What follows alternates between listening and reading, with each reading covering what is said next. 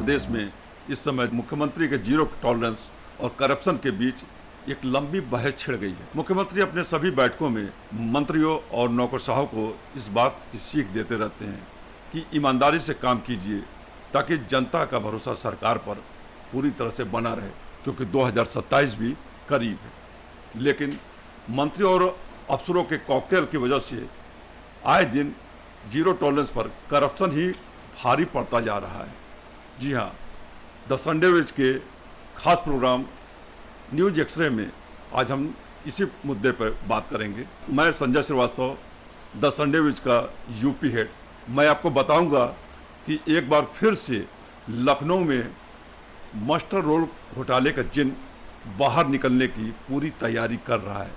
आइए पेश है हमारे खास प्रोग्राम में खास बातचीत। हम बात होमगार्ड विभाग की करते हैं, जिसके मंत्री धर्मवीर प्रजापति हैं। अपर प्रमुख सचिव होमगार्ड राजेश कुमार सिंह ने उस दबी हुई पत्रावली को खोला जिसमें इस बात की संभावना से इनकार नहीं किया जा सकता कि यदि ईमानदारी से जांच हो गई तो एक बहुत बड़ा मामला सामने आने वाला है। बात हम 2024 की करते हैं। एप्लीकेशन देने के बाद अतुल अपने घर को रवाना हो गया, लेकिन बाद में उसे पता चला सितंबर, अक्टूबर, नवंबर 2024 की उसकी सैलरी बन गई और निकल भी गई। चौंकाने वाली बात है, जब वो ड्यूटी पे है नहीं, छुट्टी पे चल रहा है 1 साल के लिए, तो उसके 3 माह की सैलरी कैसे बनी और किसने बनाई, ये बड़ा सवाल था। अतुल भी बेचैन हो गया और वो पहले जिला कमांडेंट दफ्तर वहाँ पर तैनात कर्मचारी लक्ष्मी नारायण यादव से बात की, तो यादव ने इसे धमकी देने के अंदाज में कहा कि शांति से छुट्टी पे हो तो छुट्टी उठाओ, ये अफसर बड़े अफसरों का मामला है, वरना तुम बहुत परेशान हो जाओगे। लेकिन अतुल कहाँ दबने वाला, उसे भनक लग गई कि उसके साथ खेल हुआ है, यानी मास्टर रोल घोटाला। जी हाँ, मास्टर रोल घोटाला ऐसा ही होता है। वो मुख्यालय गया, मुख्यालय पर भी वो सीनियर स्टाफ ऑफिसर से अपनी बात की शिकायत की। सीनियर स्टाफ ऑफिसर RK आज़ाद ने उनकी बात को सुनी और उसके बाद कोई कार्रवाई उस पर नहीं किया गया। जब थक हार के कहीं एक्शन नहीं लिया गया तो वो मुख्यमंत्री पोर्टल पर उसने इस उम्मीद के साथ फरियाद की कि शायद मुख्यमंत्री जी के कानों तक ये बात पहुंच जाए और उसे इंसाफ मिल जाए, और यही हुआ भी। मुख्यमंत्री कार्यालय से तुरंत इस पर जाँच बिठा दी गई और जाँच मुख्यालय पर तैनात IG को दी गई। अब चूँकि मामला सीनियर स्टाफ अफसर के आवास और कार्यालय पर तैनात होमगार्ड अतुल के 3 माह की सैलरी की थी। अब अतुल जब छुट्टी पर है तो सैलरी कैसे बनी, लेकिन बचाना सीनियर अफसर को था, तो अफसरों ने दांव खेला और सीनियर स्टाफ ऑफिसर के फेवर में पूरी रिपोर्ट बना दी कि अतुल 3 माह तक सीनियर स्टाफ अफसर RK आज़ाद के आवास पे और कार्यालय पे यानी मुख्यालय पे तैनात था। अब देखिए, बात यहीं से खुलती है, जब अतुल था ही नहीं तो कैसे वो दिखाएंगे कि कहाँ पे तैनात था।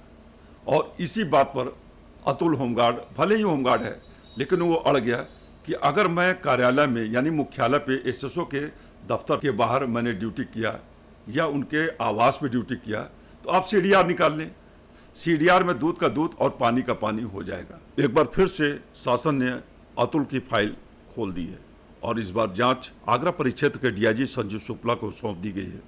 संजीव शुक्ला काफ़ी तेज तर्रार DIG के रूप में जाने जाते हैं और उन्होंने लखनऊ में डेरा डाल भी दिया है। बता दें कि संजीव शुक्ला ने अभी तक लखनऊ के जिला कमांडेंट अमरेश कुमार वर्मा, क्लर्क लक्ष्मी नारायण यादव और अवैतनिक कंपनी कमांडर अरुण कुमार रावत का बयान ले लिया है और जल्द ही वे सीनियर स्टाफ ऑफिसर RK आज़ाद का भी बयान लेंगे। होमगार्ड अतुल ने साफ कहा है कि निष्पक्ष जाँच हो जाएगी तो अधिकारी इसमें नपेंगे और जिम्मेदार वो भी हैं जिन्होंने गलत रिपोर्ट शासन को पेश किया है। इस बार रिपोर्ट अगर सही हुई तो इसमें कोई संभावना नहीं कि मास्टर रोल घोटाले का जिन्न एक बार फिर से बाहर आ जाएगा।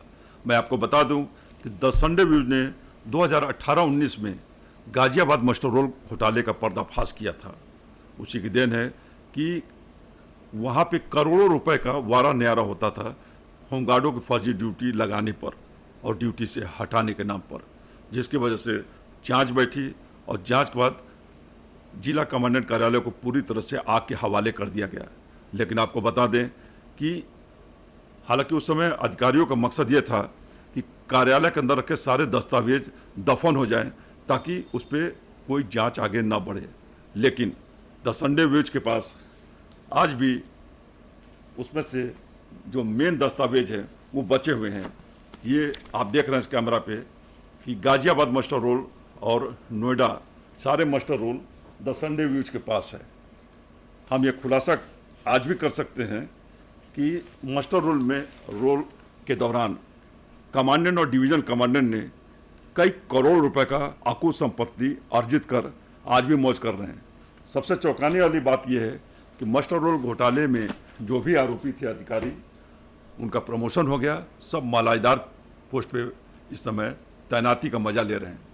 और आपको जानकर हैरत होगी कि सभी मंत्री धर्मवीर प्रजापति के खासम खास सिपा सालार के रूप में माने जाने जा रहे हैं। ठीक गाजियाबाद की तर्ज पे ही लखनऊ में भी एक मास्टर रोल घोटाला हुआ था। 2020 में इस मास्टर रोल घोटाले में कुछ अधिकारी पकड़े गए और कुछ कर्मचारियों के साथ उन्हें जेल की हवा भी खानी पड़ी।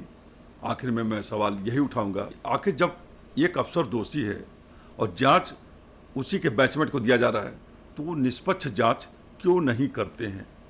क्या उन्हें शासन या सरकार से रत्ती भर डर नहीं लगता? क्या एक अदना सा होमगार्ड एक ऑफिसर के भ्रष्टाचार का खुलासा कर रहा है, वो बता रहा है कि मैं ड्यूटी पर नहीं थी, फर्जी मास्टर रोल बना के पैसा निकाला गया है, तो होमगार्ड ने आरोप लगाया, इसलिए उसे किनारे करते हुए अफसर को बचाया जा रहा है।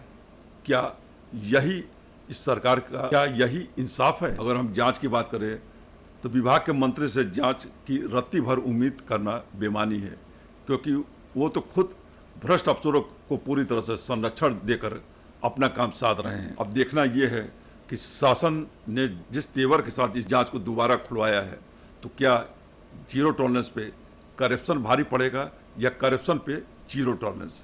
ये हमें देखना है डीआईजी संजीव शुक्ला की रिपोर्ट पर। कैमरामैन रेहान के साथ Sanjay Shrivastava, the Sunday views, Lucknow.